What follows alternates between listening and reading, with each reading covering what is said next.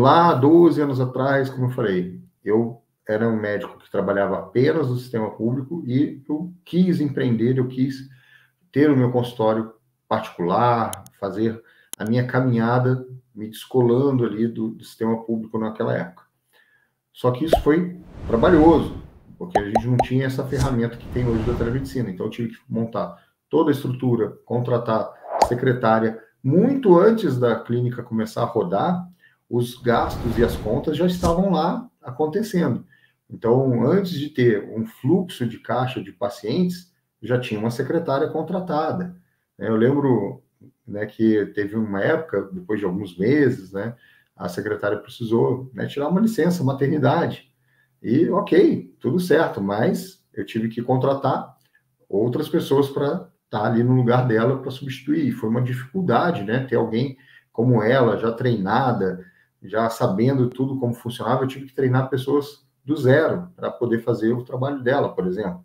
Então, esse é um ponto que muitas vezes a gente não enxerga quando a gente vai ir para a iniciativa privada e ser o dono do nosso próprio negócio de fato, porque é muito tranquilo você trabalhar em algum lugar que já está tudo pronto para você usar. Às vezes, muita gente reclama, as condições são precárias, né? Temos problemas de condições para trabalhar, claro, então a gente precisa resolver isso, né? Eu acho que tem muita coisa para melhorar no sistema público de saúde, para dar boas condições para o médico trabalhar.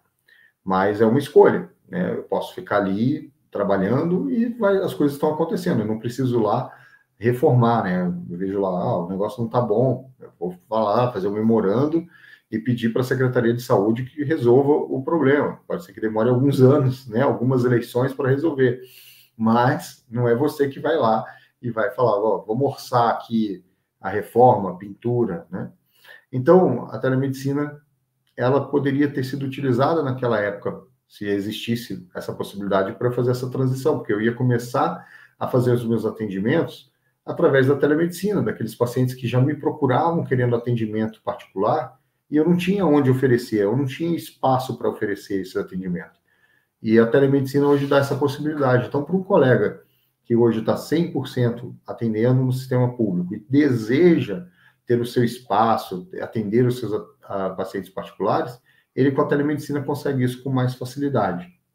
Ele pode conjugar o uso da telemedicina com um aluguel de coworking de um espaço médico, ele pode fazer as consultas presenciais e os retornos depois por telemedicina, por exemplo. Tem colegas que, eu acho que a primeira consulta tem que ser completa, tem que fazer o exame físico, ok, não conheço o paciente, certinho. Mas e a segunda consulta de retorno? Se você sabe que não vai precisar fazer o exame físico novamente, a situação está controlada, está tranquilo, por que não fazer por telemedicina?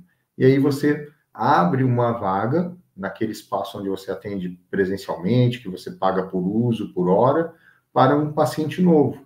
E aí você está aí ajustando a sua agenda para que você otimize a agenda e não tenha espaços ociosos ou espaços que você está ocupando com o paciente de retorno quando não precisa mais do exame físico.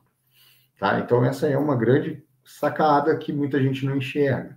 Tá? Porque o paciente que não precisa mais do exame físico e quando ele vai ao consultório, ele está ocupando um espaço, um horário de outro paciente que você poderia ter novo na sua nova lista de pacientes que estão no seu consultório.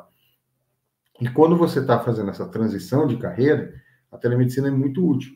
Porque eu lembro que quando eu atendia no sistema público, as pessoas às vezes perguntavam, olha, eu tenho um parente que é de outra cidade, queria consultar com você. E claro, né, ali na cidade que eu atendia, a pessoa não era moradora, não era cadastrada naquela unidade de saúde, ela não poderia ser atendida por mim naquele local. Então, a pessoa queria fazer uma consulta particular e eu não tinha como oferecer. Hoje, com a telemedicina, você pode fazer isso. Eu tenho certeza que muitos colegas que estão assistindo aqui, tem muitos casos que mandam mensagem no WhatsApp, pedem consulta para alguém, querem que veja tal exame, e você não tem aquele teu espaço para fazer isso. Mas a telemedicina pode ser esse espaço online, virtual, que você pode estar fazendo isso. E da maneira correta, formalizando esse atendimento. Porque esse negócio de ficar fazendo consultinha no WhatsApp, tirando dúvida, não é bom nem para o paciente nem para você. Tá? Então, você formaliza o atendimento, porque tem uma regra, que é a resolução 2314 do CFM, que diz que o atendimento de telemedicina tem que ser registrado. Então, essas consultinhas de WhatsApp, né, elas não devem ser feitas mais dessa maneira informal. Você tem que trazer isso para a formalidade. Tá? Inclusive, dentro do curso de formação telemedicina na prática, a gente tem uma aula bônus que é sobre isso, convertendo consultas de WhatsApp em consultas formais. E isso é fundamental. Não é uma questão de, mas é só uma dúvida, eu quero dar uma ajudinha. Mas essa ajudinha não pode ser feita assim. A gente, na medicina, tem regras a seguir, tem que fazer registros de atendimento, e você tem que fazer isso da maneira adequada. E outra, você está deixando ali o teu conhecimento, que você estudou, que você investiu para ter esse conhecimento, para ter a sua formação como médico, horas e horas, e a sua juventude, né? Foi-se, né? Lá atrás, e o tempo que você precisa estar com a tua família também.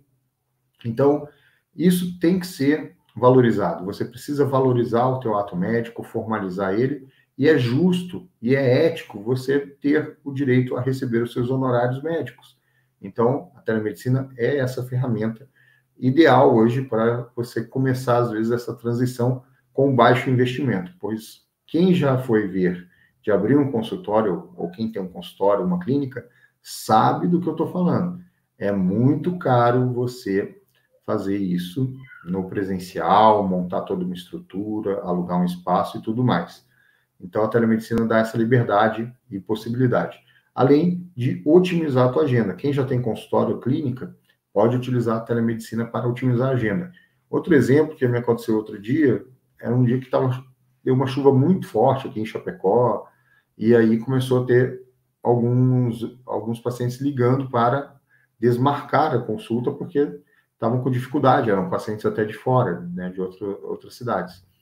E a minha secretária, já, né, sabendo da possibilidade do uso da telemedicina para algumas situações, ela conversou com as pessoas e falou, olha, é retorno, é para exame, qual é o caso? Não, é só mostrar exame, é um retorno, tal. Então ela falou, olha, tem essa possibilidade, você quer, porque quem tem que querer a telemedicina é o paciente.